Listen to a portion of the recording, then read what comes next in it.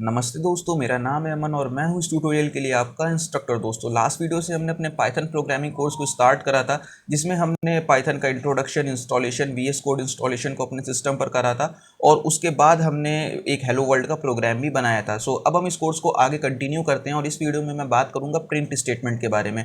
But इस video को मैं आगे कंटिन्यू करूँ उससे पहले मैं आपको एक इंपॉर्टेंट बात बता देना चाहूँगा कि ये वीडियो जो है ये हमारे कंप्लीट पाइथन कोर्स का एक पार्ट है और अगर आप इस वीडियो पर डायरेक्ट आए हैं तो मैं आपको हाईली रिकमेंड करूंगा कि आप इस कोर्स की प्लेलिस्ट को एक्सेस कर लीजिए। उसका लिंक मैंने डिस्क्रिप्शन में दे दिया है। सो चलिए आगे बढ़ते हैं और हम यहाँ पे अपना वीएस कोड ओपन करते हैं। सो यहाँ पे लास्ट वीडियो में हमने हेलो वर्ल्ड का जो प्रोग्राम बनाया था उसमें प्रिंट स्टेटमेंट को इस्तेमाल भी करके मैंने आपको दिखाया था, बट वो किस तरीके से काम कर रहा है उसके बारे में इन डिटेल हम आज इस वीडियो में जानेंगे। तो चलिए हम यहाँ पे एक काम करते हैं, एक नई फाइल बनाते हैं प्रिंट स्टेटमेंट के नाम से। सो मैंने यहाँ पे एक नई फाइल का नाम ले लिया, प्रिंट स्टेटमेंट डॉट पाई। अब यहाँ पे डॉट पाई लगाना क्यों ज़रूरी है मैंने आपको बताया था। कोई भी पाइथन फाइल हो उसको आपको डॉट पाई एक्सटेंशन से ही सेव करना है। तो चलिए अब हम यहाँ पे प्रिंट स्टेटमेंट को समझते हैं। तो सबसे पहले बात बताता हूँ कि प्रिंट स्टेटमेंट होता क्या है। तो print statement is a built in function of Python. अब यहाँ पे बात आती है बिल्ट इन फंक्शन क्या होता है। देखिए, फंक्शंस के बारे में हम डिटेल में आगे आने वाले वीडियोज़ में समझेंगे ही, बट अभी एक बहुत ही लेमैन भाषा में अगर मैं आपको समझाऊँ तो फंक्शन आप इस तरीके से समझ लीजिए।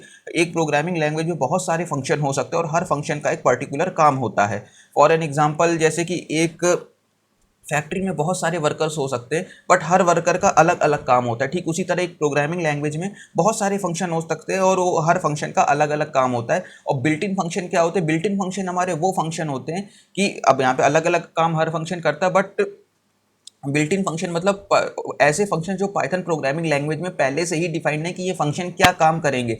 जैसे कि प्रिंट स्टेटमेंट है, प्रिंट स्टेटमेंट क्या काम करेगा ये हमारा पाइथन में पहले से ही डिफाइंड है। That's why it is a built in function of Python. Okay, ये तो आप समझ में आ गया। अब ये तो पता चल गया कि हाँ, ये फंक्शन है, कुछ ना कुछ काम कर रहा होगा और इसका काम जो ये कर रहा है वो पहले से ही डिफाइंड है। अब ये काम क्या कर रहा होगा ये समझते हैं। तो प्रिंट स्टेटमेंट का काम ये होता है कि इसके अंदर हम कोई भी ऑब्जेक्ट पास कराते हैं, कोई भी ऑब्जेक्ट पास कराएं, वो किसी भी प्रकार का हो, इंटीजर हो, फ्लोटिंग पॉइंट नंबर हो हमारा, चाहे वो स्ट्रिंग हो, लिस्ट हो, टपल हो, वॉट एवर, कि किसी भी तरह का ऑब्जेक्ट अगर हम इसके अंदर पास करवाते हैं वो उसको एज इट इज़ हमारा आउटपुट में डिस्प्ले करा करके दे देता है। सो ये हमारे प्रिंट स्टेटमेंट का काम है। कोई भी ऑब्जेक्ट इसके अंदर आप पास कराएं, इसको ये आउटपुट में एज इट इज़ हमें डिस्प्ले करवा देगा। This is the function of print statement. अब इसको हम प्रैक्टिकली देखते हैं। तो चलिए मैं यहाँ पे काम करता हूँ, यहाँ पे मैं प्रिंट लेता हूँ और प्रिंट के अंदर मैं एक नंबर पास करवा के देखता हूँ। तो मैंने यहाँ पे 8 पास करवा दिया। अब आपको याद होगा कि मैंने लास्ट वीडियो में आपसे एक सेटिंग चेक इन करवाई थी जब मैंने वीएस कोड की सेटअप करवाया था कि यहाँ पे आप अगर कंट्रोल होल्ड करके अपने माउस व्हील को जूम अप या डाउन करेंगे तो ये जूम इन जूम आउट होगा। तो यहाँ पे मैं इसको इस तरीके से जूम कर ले रहा हूँ कंट्रोल प्लस माउस व्हील से, ताकि आपको ये और कायदे से नज़र आए। तो यहाँ पे मैंने प्रिंट 8 करा है और मैं इसको रन कराने के लिए यहाँ पर जाता हूँ। सिंपली इसको क्लिक करा तो यहाँ पे देखते हैं ये मेरा रन हो जाएगा। तो आप देख सकते हो कि यहाँ पर ये 8 मेरा आ गया है। नेक्स्ट अब हम आगे चलते हैं। अब मैं यहाँ पे क्या करता हूँ, एक दूसरा नंबर प्रिंट कराने की कोशिश करता हूँ। लेट सपोज मैं यहाँ पे ले लेता हूँ 7.3।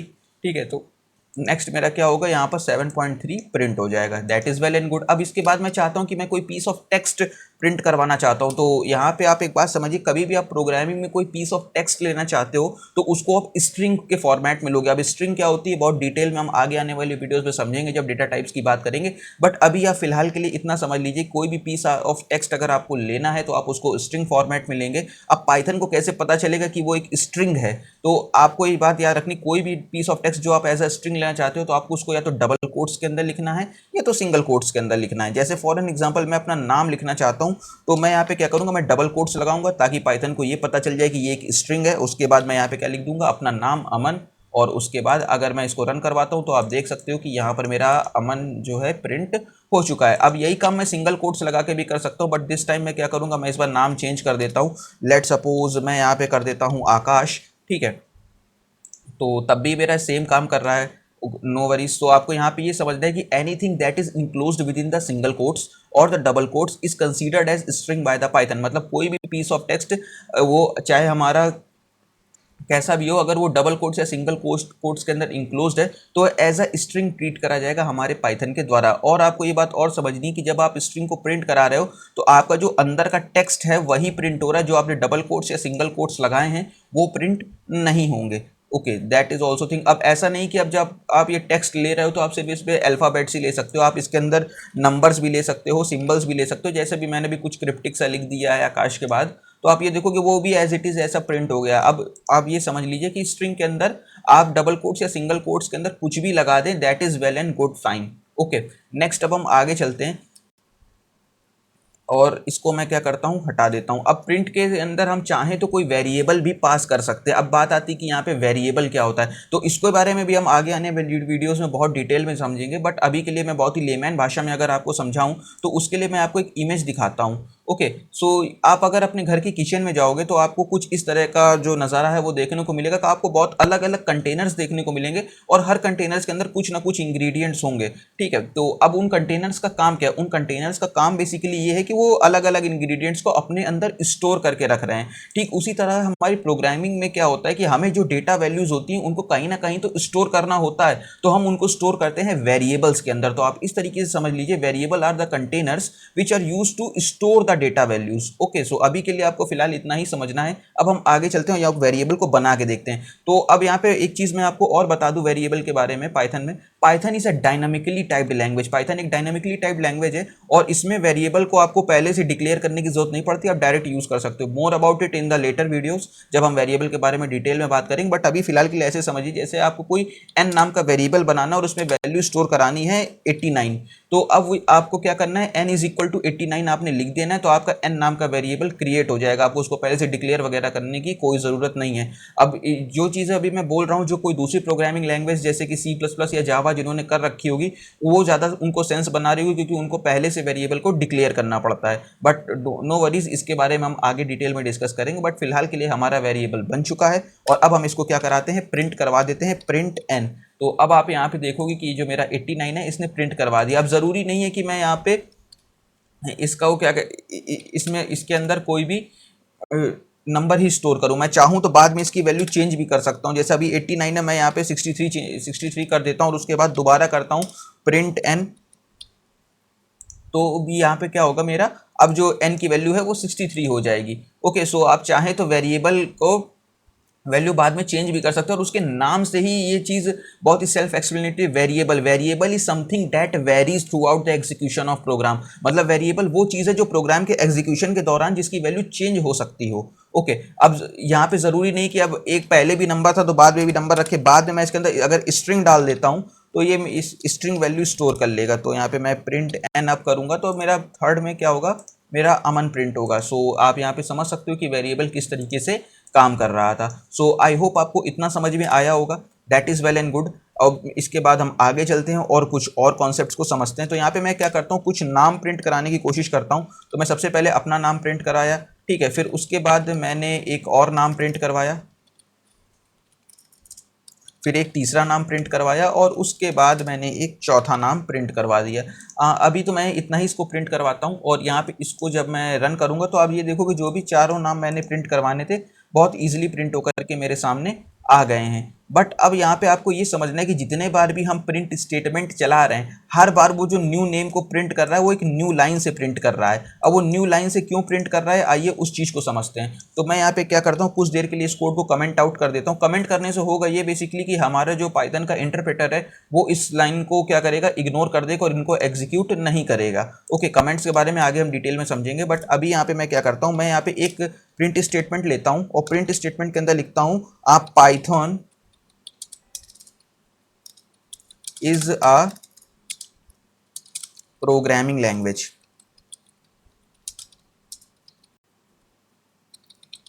Okay, Python is a programming language. और यहाँ पे मैं लिख देता हूँ I am learning Python, I am learning Python. Okay, so यहाँ पे मैंने क्या करा, एक स्टेटमेंट यहाँ पे ये प्रिंट कराया, Python is a programming language और आई एम लर्निंग पाइथन।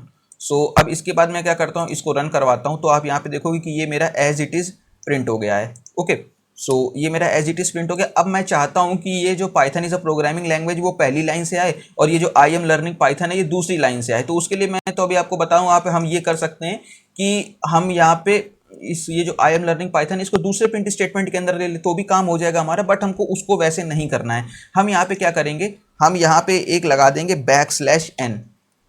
अब यहाँ पे क्या होगा, ये बैकस्लैश एन क्या होता है चलिए मैं आपको बताता हूँ। बट अभी फिलहाल के लिए आप देखिए, ये जो आई एम लर्निंग पाइथन है ये हमारा ये जो न्यू लाइन में आ चुका है। बट अब ये क्यों आया मैं आपको बताता हूँ। देखिए अब मैं यहाँ पे क्या करता, मैं बैक स्लैश एन ना लगा करके मैं यहाँ पे इसको ऐसे कर देता, तो ये देखिए अब यहाँ पे जो आपको एक रेड कलर की लाइन बन के आ रही है, ये हमको ये बता रही है VS कोड हमारा जो इसका इंटेलिजेंस है वो हमको ये बता रहा है कि ये जो है ये हमें एरर देगा, और अगर हम इसको रन कराएंगे तो वाकई हमको एरर देगा। ये एरर हमको इसलिए देगा कि अब यहाँ पे देखिए एरर क्या आ रहा है, सिंटेक्स एरर आ रहा है, अनटर्मिनेटेड स्ट्रिंग लिटरल, मतलब यहाँ से आपने स्ट्रिंग को शुरू तो करा है डबल कोट से, पर खत्म कहाँ करा है, इसका खत्म वो एंड तो हमें मिल ही नहीं रहा, हालांकि वो नेक्स्ट लाइन में एंड हो रखा है बट उसका एंड हमें नहीं मिल रहा है, तो that's why it is giving the error. तो मतलब आप इसके अंदर चाहे बीच में कितने बार भी एंटर मार दें वो आपको एरर देगा। अब हम यहाँ पे बहुत सारे लोग कहेंगे कि अगर मैं बहुत सारा लिखना है तो आगे तक चला जाएगा और उसको उसको हम मैनेज कैसे करेंगे, तो उसके लिए मैनेज करने के लिए ये होता है कि आप यहाँ पे सिंपल एक बैक स्लैश लगा दो और उसके बाद ये एरर देना बंद हो जाएगा और रन तो करेगा, बिल्कुल रन करेगा। आप यहाँ पे देखो Python is a programming language, और उसके बाद इतना सारा स्पेस क्यों आ रहा है, इतना सारा स्पेस इसलिए आ रहा है क्योंकि नेक्स्ट लाइन में आपने इतना स्पेस शुरुआत में दे दिया है। इसको अगर मैं हटा दूं तो ये फिर वहीं से वापस से आने लगेगा। आई एम लर्निंग पाइथन, जैसा कि आप देख सकते हो। बट इससे भी बात नहीं बनी, हमें क्या करना था, हमें एक न्यू लाइन चाहिए थी और बिना बिना नया प्रिंट स्टेटमेंट लिए, तो उसके लिए मैंने यहाँ पे क्या लगाया था, बैक स्लैश एन। अब बैक स्लैश एन तो ये हमारे क्या होते हैं, ये हमारे बैक स्लैश कमांड्स होते हैं, इनका हर कमांड का एक स्पेशल मीनिंग होता है। और यहाँ पे जो बैक स्लैश एन है इसका मीनिंग होता है न्यू लाइन। जहाँ पर भी बैक स्लैश एन आपका प्रोग्राम इंकाउंटर करेगा स्ट्रिंग के अंदर, वो हमारा वहाँ से एक न्यू लाइन ले लेगा। तो बैक स्लैश एन का ये काम होता है। ओके, तो अब ये तो खैर बात होगी। अब यहाँ पे आप ये लोग सोच रहे होंगे कि यहाँ पे मैं बैक स्लैश एन को बता क्यों रहा हूँ, तो अब वो मैं आपको समझाता हूँ। हम वापस चलते हैं अपने इस प्रोग्राम के अंदर जो हमने पहले बनाया था, जो 4 नाम हमने प्रिंट कराए थे, और इनको हम समझते हैं कि ये बार बार न्यू लाइन से क्यों प्रिंट हो रहा है। यहाँ तो कहीं बैक स्लैश एन लगा भी नहीं है, देखिए लगा है। अब कहाँ लगा है मैं आपको ये बताता हूँ। तो उसके लिए मुझे क्या करना होगा, आपको प्रिंट का पूरा सिंटेक्स बताना होगा। तो चलिए हम उसका पूरा सिंटेक्स यहाँ पे आके देख लेते हैं। तो ये W3 स्कूल्स की वेबसाइट, आप प्रिंट फंक्शन के बारे में पढ़ना चाहें और डिटेल में तो आप यहाँ पे आके पढ़ सकते हो, इसका लिंक मैं डिस्क्रिप्शन में डाल दूंगा। तो आप यहाँ पे आपका प्रिंट के सिंटेक्स पे फोकस करो। तो अगर आप प्रिंट के सिंटेक्स पे फोकस करोगे तो आपको ये चीज़ समझ में आ रही होगी कि ये है प्रिंट का कंप्लीट सिंटेक्स। तो जिसमें मैंने आपको बताया था प्रिंट के अंदर आप जो भी ऑब्जेक्ट पास कराओगे वो ऑब्जेक्ट आपका वो प्रिंट करवा देगा। नेक्स्ट इसमें एक आर्गुमेंट होता है सेप और एक होता है एंड। तो अभी फिलहाल के लिए हमें फोकस करना है एंड पे। देखिए एंड क्या होता है मैं आपको बताता हूँ कि प्रिंट के अंदर आपको जो ऑब्जेक्ट प्रिंट कराना था वो उस ऑब्जेक्ट आपको पास करा दिया, बहुत अच्छी बात है, वेल एंड गुड, वो प्रिंट करवा देगा। पर उसके बाद एंड जो होता है, एंड हमें ये बता रहा होता है कि उस ऑब्जेक्ट को प्रिंट कराने के बाद उसके आखिर में क्या लगाना है। प्रिंट के अंदर जो ऑब्जेक्ट आपने पास करवाया उसको तो प्रिंट करा दे, उसके आखिर में क्या लगाना है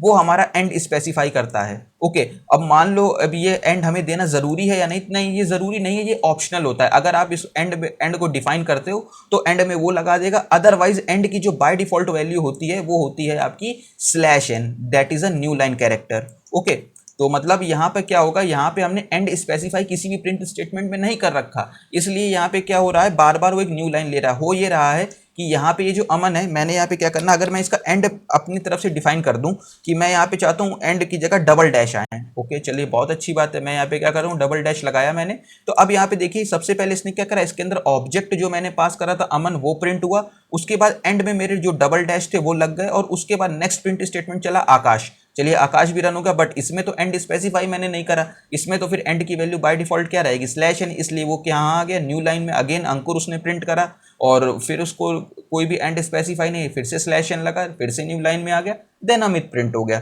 that is well and good. Okay, तो ये होता है मेरा एंड का काम। ओके, अब यहाँ पे बात आती है कि एंड आप यूज़ कहाँ करोगे, तो इसके अलग अलग यूज़ केसेस हो सकते हैं। मोस्टली अभी आप जब मैं आगे आपको पैटर्न प्रोग्रामिंग पढ़ाऊंगा तब आपको ये बहुत ज़्यादा वहाँ पर यूज़ में आएगा, तो ये आपको समझना है। ये तो खैर हो गई एंड की बात। अब एंड के अंदर मैं आपको एक चीज़ और समझाता हूँ। मैं एक काम करता हूँ, ये आकाश और अंकुर के बीच में एक प्रिंट स्टेटमेंट ले लेता हूँ, उसके अंदर कोई भी ऑब्जेक्ट पास नहीं करता हूँ। तो अब मैं यहाँ पे आपसे एक रिक्वेस्ट करूंगा कि आप यहाँ पे वीडियो को करें पॉज और गेस करें कि इसका आउटपुट क्या आएगा। सो आई होप आपने गेस कर लिया होगा। तो चलिए मैं इस प्रोग्राम को रन कराता हूँ और उसके आउटपुट को एक्सप्लेन करता हूँ कि ऐसा क्यों हुआ।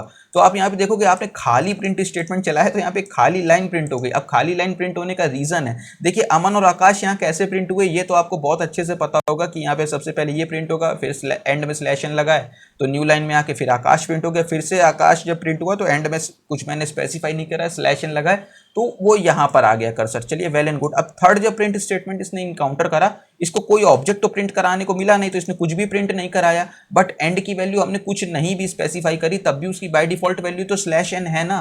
तो स्लैश एन की वजह से तुम्हारा क्या होगा कि वो न्यू लाइन में फिर से आ जाएगा, इस लाइन को खाली छोड़ करके, और उसके बाद हमारा अंकुर प्रिंट हो जाएगा, अगेन स्लैश एन, और उसके बाद अमित प्रिंट हो जाएगा। सो आई होप आपको समझ में आएगा कि यहाँ पे खाली लाइन क्यों प्रिंट हो रही है। इफ नहीं आया तो एक बार वीडियो को रिवर्स करके फिर से देख लीजिए, आई होप आपको देन समझ में आ जाएगा। और ओके, सो नेक्स्ट ये चीज़ तो हमें समझ में आ गई। अब हम आगे चलते हैं और एक चीज़ और समझते हैं। अब यहाँ पे बात आती है कि प्रिंट स्टेटमेंट के अंदर कोई भी ऑब्जेक्ट पास कराते हैं उसको प्रिंट करवा देता है। अब बात आती है कि प्रिंट के अंदर हम कितने ऑब्जेक्ट एक बार में पास करा सकते हैं। तो देखिए, प्रिंट के अंदर आप जितने ऑब्जेक्ट एक बार में पास करना चाहें आप उतने पास करवा दीजिए, वो सबके सबको प्रिंट कर देगा। तो यहाँ पे मैं चलता हूँ, प्रिंट लेता हूँ, और प्रिंट के अंदर मैं यहाँ पे लिख देता हूँ लेट सपोज मैं कुछ नंबर्स पास करा देता हूँ, 12, 34 और 67। ओके, मैंने 3 नंबर पास करवा दिए, और उसके बाद अगर हम आउटपुट देखें तो ये 12, 34, 67 इसने प्रिंट करवा दिए। अब ज़रूरी नहीं कि आपको सारे सेम टाइप के ऑब्जेक्ट ही पास कराने हैं, मैं यहाँ पर एक स्ट्रिंग भी पास करवा देता हूँ अमन नाम से। सो आपको यहाँ पे ये चीज़ समझ में आ जाए कि और आप कितने भी ऑब्जेक्ट पास करवाएं, सारे अलग अलग तरह के हों चाहे वो सिमिलर तरह के हों, सबको प्रिंट कर देगा। ओके, आई होप आपको ये समझ में आया होगा। बट आपको यहाँ पर अब एक चीज़ गौर करनी है, वो गौर करने वाली चीज़ कि आप ध्यान से अगर देखें, इसने सारे ऑब्जेक्ट प्रिंट तो करवा दिए हैं, बट आपको ये चीज़ याद रखनी है, वो सारे ऑब्जेक्ट को जब वो प्रिंट करवा रहा है तो उसने सबको एक स्पेस से सेपरेट करा है। मतलब सबसे पहले 12 प्रिंट करवाया, उसके बाद अगला ऑब्जेक्ट जब प्रिंट करवाएगा तो एक स्पेस देके प्रिंट करवाएगा। अब यहाँ पे ऐसा क्यों होता है, अब ये समझिए। तो यहाँ पर जब आप प्रिंट का सिंटेक्स पढ़ रहे थे तो हमने जितने भी ऑब्जेक्ट पास कराते सबको प्रिंट करा देगा, ये समझ लिया। एंड क्या होता है, एंड में क्या लगाना है, ये भी सब। अब यहाँ पे एक सेप होता है, सेप होता है हमारा सेपरेटर। मतलब आप अगर एक से ज़्यादा अगर ऑब्जेक्ट पास करा रहे हो तो उनको सेपरेट कैसे करना, आप यहाँ पे देखिए लिखा है कि specify how to separate the objects if there is more than one. Okay, और अगर हम कोई भी वैल्यू सेपरेटर की नहीं देते तो उसकी डिफॉल्ट वैल्यू क्या होती है, वाइट स्पेस होती है। दैट्स वाई हमारा वो जितने भी ऑब्जेक्ट्स हम पास करवा रहे थे उनको एक स्पेस से सेपरेट कर रहा था। ओके, तो मतलब ये ऑप्शनल है, देना चाहें तो दें, ना देना चाहें तो ना दें। अगर आप नहीं देंगे तो वो जो ऑब्जेक्ट्स हैं वो स्पेस से सेपरेट होकर के आएंगे। अब यहाँ पे मैं एक्सप्लिसिटली अगर सेप की वैल्यू डिफाइन कर देता हूँ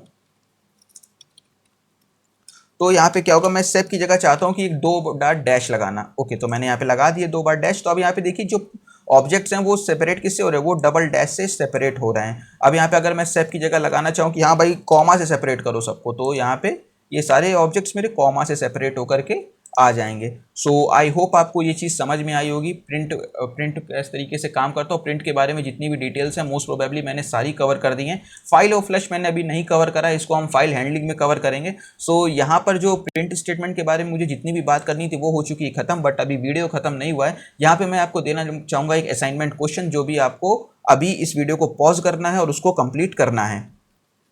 तो ये रहा आपका असाइनमेंट क्वेश्चन आपके सामने। आपको करना क्या है, आपको सिंपली 2 वेरिएबल्स बनाने हैं, first name and last name, ठीक है। और उसके बाद उसके अंदर आपको अपना फर्स्ट नेम और लास्ट नेम स्टोर कराना और अपना फुल नेम प्रिंट करवाना है। तो आई होप आपको क्वेश्चन समझ में आया होगा। सो मैं आपसे रिक्वेस्ट करूंगा कि आप यहाँ पे वीडियो को करें पॉज और उसके बाद इसको करने का प्रयास करें। ओके, सो आई होप आपसे क्वेश्चन हो गया होगा। बहुत इजी क्वेश्चन था। तो चलिए मैं इसका किस तरीके से कोड करना है वो मैं आपको करके दिखाता हूँ। तो सबसे पहले यहाँ पे मुझे क्या करूँगा, मैं यहाँ पे एक फर्स्ट नेम नाम का वेरिएबल बनाऊंगा, इसके अंदर अपना फर्स्ट नेम स्टोर करा दूंगा जो कि एक स्ट्रिंग होगी ऑब्वियसली। उसके बाद मैं यहाँ पे क्या करूँगा, एक लास्ट नेम नाम से वेरिएबल बनाऊंगा। ओके, और जो इसके अंदर अपना लास्ट नेम स्टोर करा दूंगा, date will also be string as well, ठीक है। तो यहाँ पे मैंने ये क्या करा, मैंने फर्स्ट नेम और लास्ट नेम 2 वेरिएबल्स बना लिया, और उसके बाद मुझे क्या करना है, अपना नाम प्रिंट कराना है।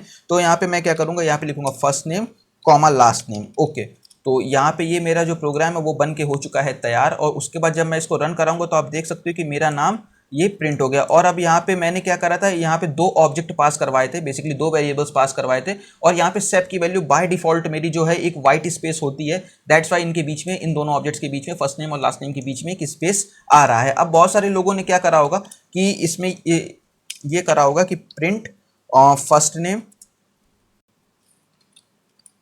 और प्लस लास्ट नेम करा होगा।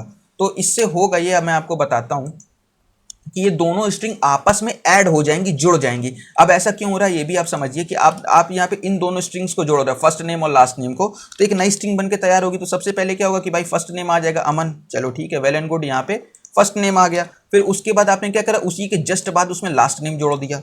तो क्या होगा भाई, उसी के जस्ट बाद उसमें लास्ट नेम जुड़ जाएगा और उसमें बीच में स्पेस नहीं आएगा। तो बीच में स्पेस लाने के लिए हमें क्या करेगा, बीच में एक स्पेस भी जोड़ना पड़ेगा। तो उसके लिए हम क्या करेंगे, यहाँ पे इसको कुछ यूं